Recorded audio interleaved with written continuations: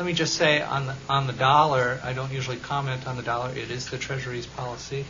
But I just want to make one comment.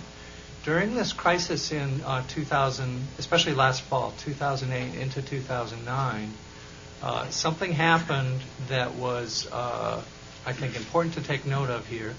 The rest of the world did a flight to safety, which they often do during a crisis. They came to the dollar, and the dollar appreciated during the crisis. So at least right now, the dollar is still viewed as the reserve currency and is still viewed as the place to go in a crisis. So I think that's important for the near term.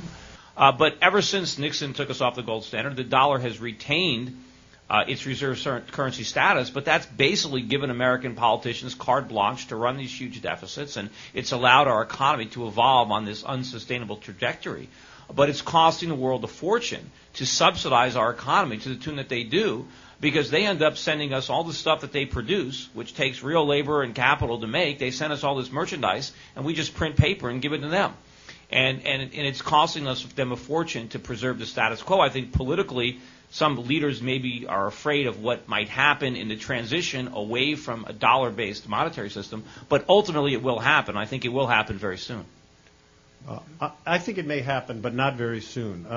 I think the chances that we're going to have any dominant reserve currency that isn't the U.S. dollar in my lifetime are minuscule. Your lifetimes, those of you who are students here, which is the majority, are a lot longer, and it could happen in a time frame like that. I could imagine the Chinese currency being the dominant reserve currency in the world, I don't know, 30, 40, 50 years from now. I'll double up on my bet. But not any, okay, you're on. But not any time soon. I just repeat what Jim Bullard said. What we saw in this crisis is as people got frightened, they fled to the dollar. That's where they went. You won't see that happen again. They'll flee the dollar next time.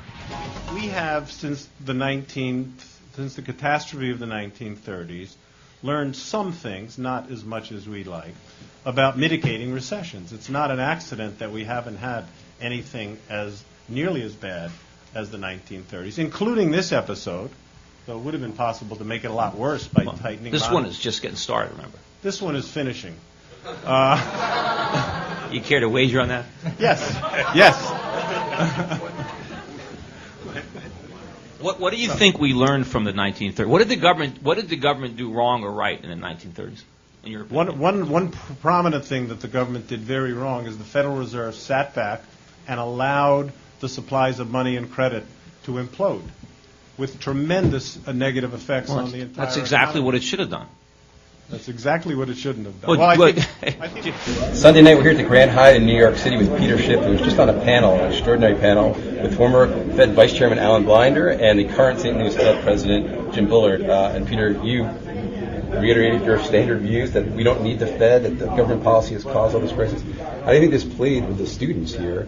A lot of the folks, I think, weren't familiar with some of your views coming in. Well, I think the students seem to get it. I mean, I got quite a few questions directed at me from the students, and I got a little applause based on some of the things that I said. So I think these Austrian ideas are starting to gain traction in the universities, and I think as people who are learning Keynesianism and they're seeing the absolute failure.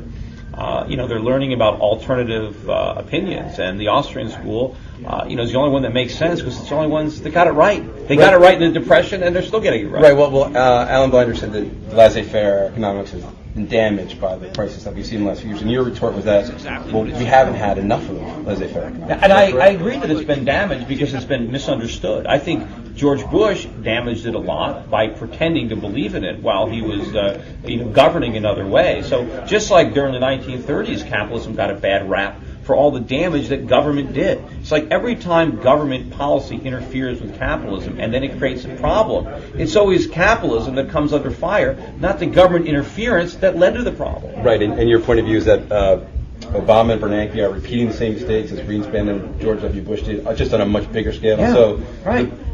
The ultimate price we're going to have to pay for that is going to be much bigger. Right, exactly. I mean, what we experienced in 2008, that financial crisis, was the payback for the stimulus under Bush and Greenspan. And unfortunately, Obama and Bernanke are repeating the exact same mistakes, only on a grander scale because now there's a bigger problem. So they need a bigger stimulus to try to deal with it. But it's the stimulus that is the problem. It's toxic, and it creates the next crisis, which I believe is going to hit the country in the next several years. And it's going to be a currency crisis that's going to bring out a much bigger economic and financial crisis than the one we think we just solved. Right. So when do you see that playing out? Because I did hear you say on the panel that maybe the economy it can have the appearance of recovery for another 2 or 3 years. At most. Okay, because that seemed much longer than I would have expected. Yeah, that's like a best case or worst case scenario, right, depending how you look at it, because we have to borrow trillions now to keep this phony economy growing. And so to get GDP growth now, it's much more expensive in terms of how much new debt we have to take on than it was a few years ago. And I also don't think that any of the inflation that we're creating, the stimulus is financed by inflation, I don't think we're going to have another asset bubble like the real estate bubble or the stock market bubble that will make Americans feel wealthier. Right. So I think all of this money that we're being created is going to go abroad, and it's going to impact commodity prices. It's going to impact energy prices. It might impact assets in Asia or other parts of the world, but not here in America. So it's not going to be, a big increase in U.S. spending.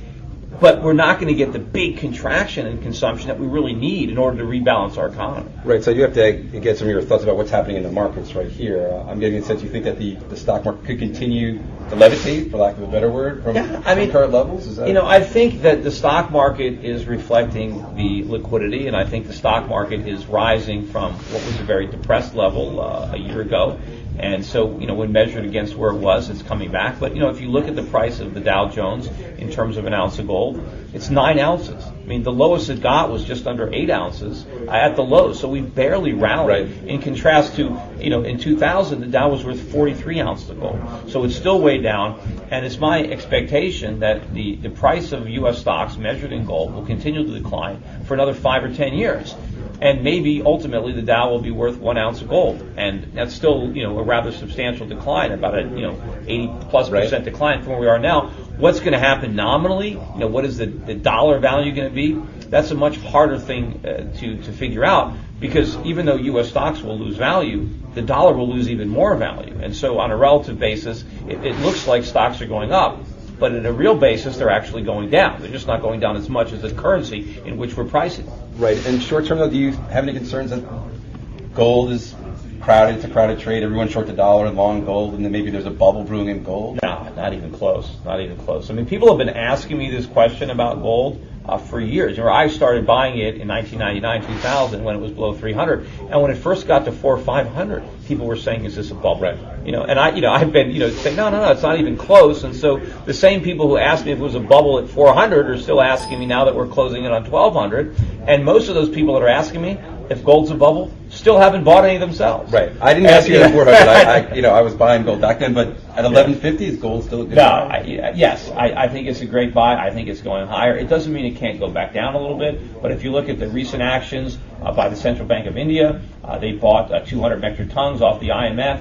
They paid over $1,000 an ounce. Obviously, they thought that was a good price, or they wouldn't have bought it. Right. I think there's more central banks that are going to look to accumulate even more gold. China is encouraging its citizens to buy gold and silver. I don't think they're doing that because they think it's going down. They've also stated publicly that they want to buy more gold for their reserves, but they're trying to do it without pushing the price up, which means that they're probably beneath the market looking to buy any dip, which means there won't be any big dip. So I think that there's a lot of upside in gold. Unfortunately, there's a lot of downside in the dollar, and that is why people need to buy gold, because the Federal Reserve is going to print the dollar into oblivion.